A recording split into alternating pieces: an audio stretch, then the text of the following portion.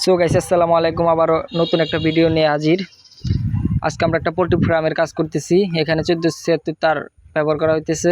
আমি তারটা খুলে নিতেছি।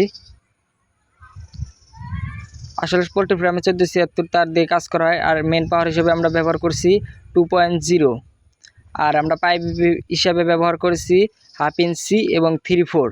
এই যে লাইন টানা হচ্ছে দেখুন। আর ক্ল্যামের পরিবর্তে আমরা কেবলটাই মেরে নিচ্ছি।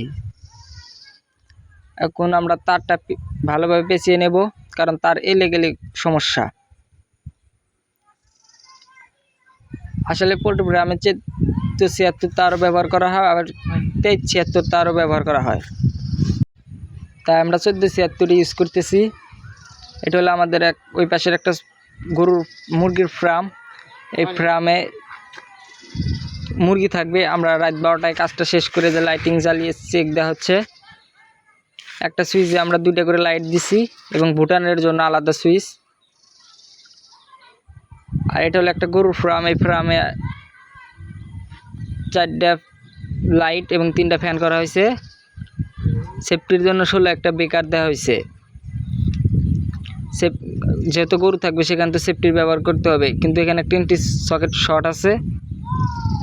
আর এটা হলো আমাদের মেন পাওয়ার, যেখান থেকে 4টা রুমে লাইন ভাগ হয়ে গেছে। আমরা মেন মিটার থেকে পাওয়ার হিসাবে একটা 64 একটা কাট আউট নিয়েছি এবং